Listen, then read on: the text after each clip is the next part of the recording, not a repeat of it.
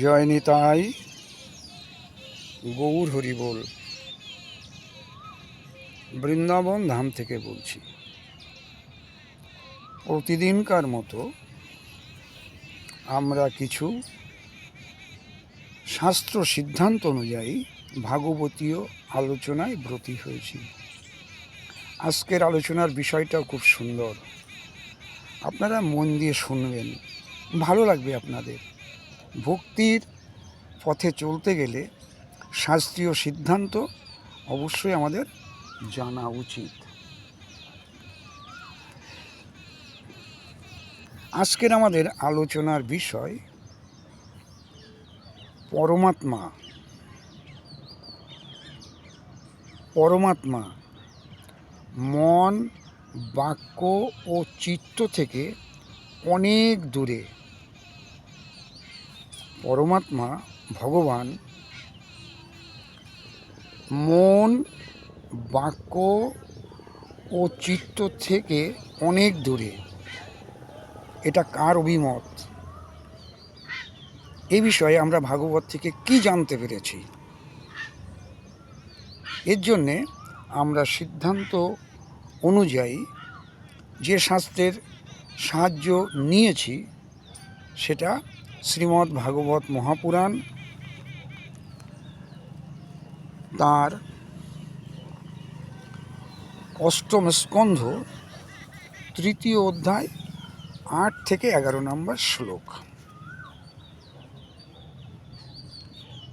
আমরা চতুর্থ মন্বন্তরে, যে মন্বন্তরের মনু ছিলেন তামস, সেই মন্বন্তরে একটা প্রসিদ্ধ উপাখ্যান পাই।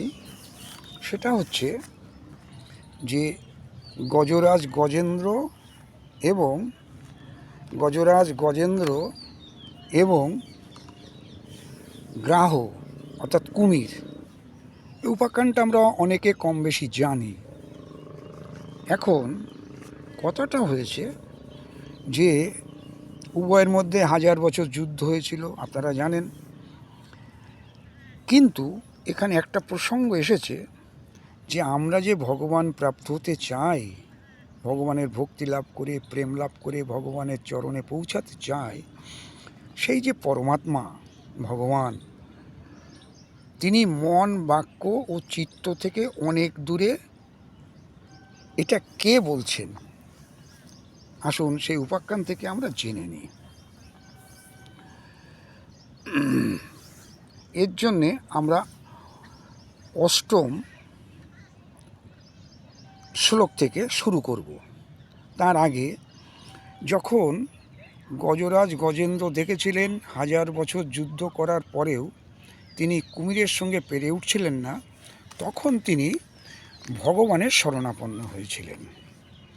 ভগবান যখন এসে তাকে রক্ষা করলেন, তখন গজেন্দ্র যে স্তুতি করেছিলেন তার মধ্যেই আমরা এই কথাটা পাই। তিনি কি বলেছিলেন ভগবান প্রসঙ্গে? যার জন্ম, কর্ম অথবা নাম রূপ কিছুই নেই, তার মধ্যে দোষগুণ কি করে কল্পনা করা যায়? ভগবান প্রসঙ্গে গজেন্দ্র বলছেন। তবুও তিনি বিশ্বের সৃষ্টি ও সংহারের জন্য মায়ায় যথাকালে জন্মাদি স্বীকার করে থাকেন। কেন? সৃষ্টি এবং সংহারের জন্য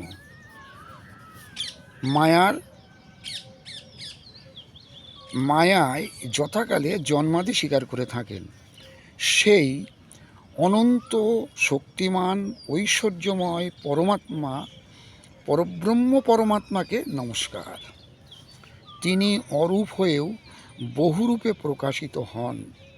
সেই আশ্চর্য কর্মার চরণে প্রণাম। স্বয়ং রাধে রাধে স্বপ্রকাশ সাক্ষী স্বরূপ সেই পরমাত্মাকে নমস্কার, যিনি মন, বাক্য ও চিত্ত থেকে অনেক দূরে। সেই পরমাত্মাকে আমি বারংবার নমস্কার করি। হয়েছে? আরে কে বললেন এটা? গজরাজ গজেন্দ্র বললেন ভগবানকে সামনে রেখে।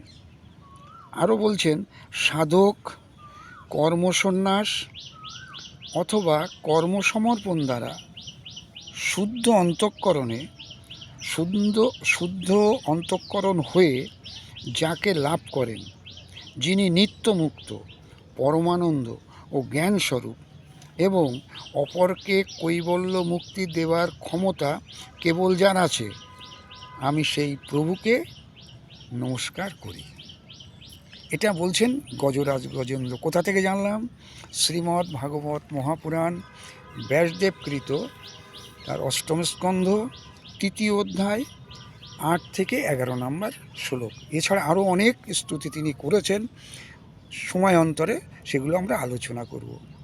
সবাই ভালো থাকুন, আনন্দে থাকুন। ভিডিওটি ভালো লাগলে লাইক শেয়ার কমেন্টস করতে পারেন, সাবস্ক্রাইবও করতে পারেন। আজ এ পর্যন্ত, সবাই ভালো থাকুন। জয় নিতাই, গৌর হরি বল, জয় শ্রী রাধে শ্যাম।